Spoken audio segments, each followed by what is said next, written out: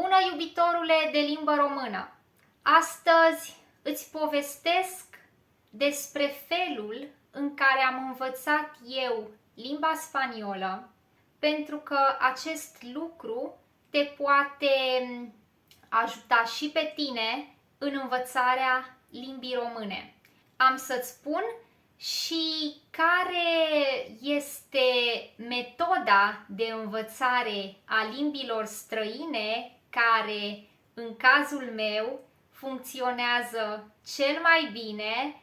Aveam cam 6 ani, începusem să mă uit la telenovele în limba spaniolă cu subtitrare în limba română, iar tata îmi citea subtitrările în limba română.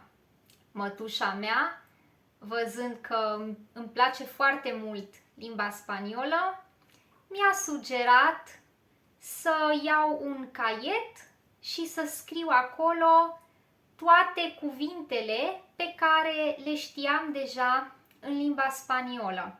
În România aveam un post de televiziune care se numea Acasă și care difuza foarte multe telenovele.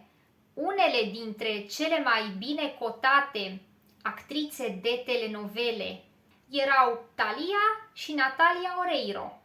Aceste două actrițe erau și cântărețe, deci Acasă difuza și melodiile lor.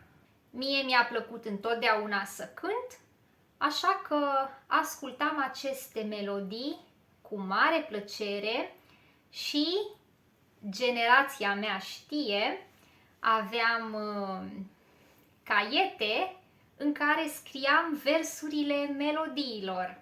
Am început să studiez limba spaniolă la universitate când aveam 18 ani, dar până atunci am studiat singură, uitându-mă la telenovele și ascultând muzică și cântând. În momentul în care asculți o melodie, faci un exercițiu de ascultare. În momentul în care cânți o melodie, faci un exercițiu de vorbire. În momentul în care scrii versurile melodiei, faci un exercițiu de scriere. Și în momentul în care citești și recitești versurile scrise, faci un exercițiu de citire. Dacă nu lucrezi toate aceste aspecte ale limbii, vei ajunge poate să spui învăț limba română de 2 ani, învăț pe aplicația X, dar nu vorbesc. Da, nu vorbești, pentru că tu ai făcut doar exerciții de listening, de writing, poate și de reading, dar clar nu ai făcut acele exerciții de speaking. Aparatul tău fonator nu a fost activ.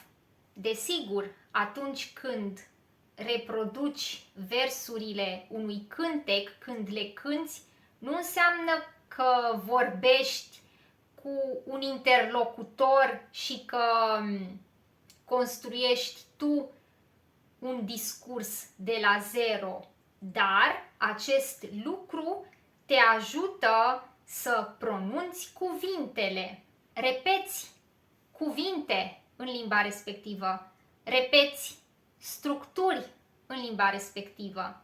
Poate nu înțelegi toate noțiunile de gramatică, poate nu înțelegi toate cuvintele din cântecul respectiv, dar sunt niște cuvinte pe care le rulezi continuu în limba ta și, vrei nu vrei, exersezi limba respectivă.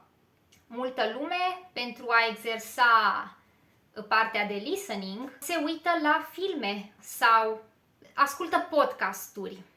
Acum, este foarte bine dacă faci asta, dar avantajul unui cântec este că e atât de scurt, 3-4 minute, încât este foarte simplu să îl repeți mereu.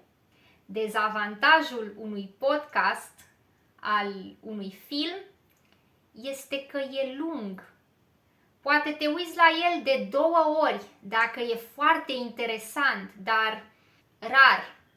Dar o melodie care îți place, nu? Pentru că o asculți. Are acest avantaj că e ușor repetabilă și este mult mai ușor să găsești 10-20 de melodii care să îți placă în limba română și pe care să le asculți, decât să găsești 10-20 de filme sau de emisiuni sau de cărți audio care să-ți placă. Desigur, nu toată lumea are această plăcere pe care o am eu de a asculta muzică și de a cânta. Dacă până acum nu i-ai acordat muzicii un loc important în viața ta, poate ar fi cazul să o faci de azi înainte. Așadar, poți să îți iei o oră, 2 din viață și să cauți pe YouTube melodii în limba română.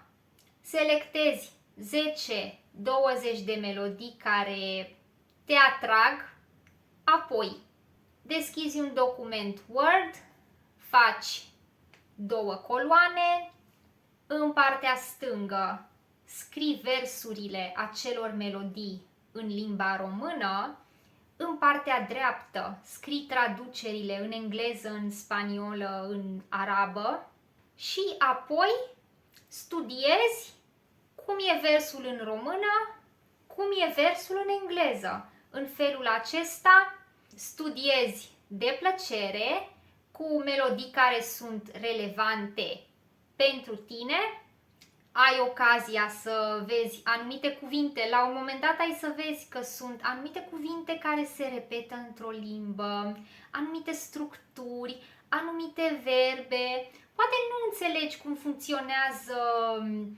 genitivul în limba română, dar vei vedea acolo foarte multe structuri cu genitiv și pur și simplu le memorezi așa. Până să ajung în facultate, eu aveam, estimez, vreo 5.000, 10.000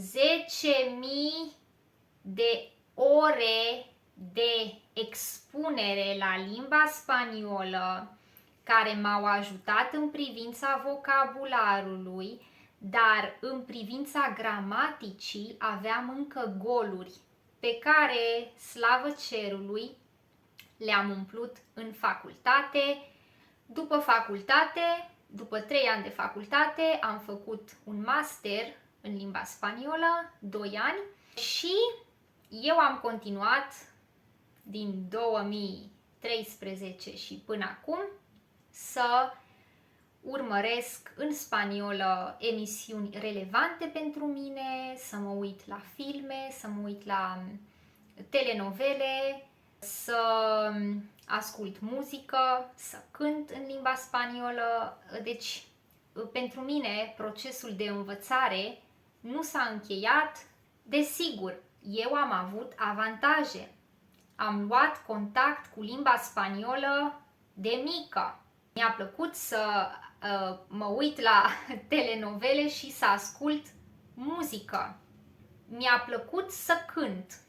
Dar asta nu înseamnă că dacă tu ai început mai târziu și dacă nu simți plăcerea pe care am simțit-o eu, nu poți să perseverezi și nu poți să faci progrese. Noi avem o vorbă: pofta vine mâncând. Adică dacă nu îți place un lucru, începe să-l faci, pentru că pe parcurs o să-ți placă. Îl faci și apoi te obișnuiești cu el, o să-ți placă. Așa este și cu studiul limbii române, și cu gramatica limbii române, și cu ascultarea muzicii în limba română și chiar cu studiul melodiilor în limba română, da? Pentru că eu nu-ți spun aici doar să asculți melodii în limba română, nu, să fie și cu intenție, să fii atent la melodiile respective. Dacă studiul limbii române este un subiect pe care vrei să-l aprofundezi, hai pe canalul meu de Instagram, ai linkul în descrierea acestui videoclip. Ne vedem data viitoare. Pa!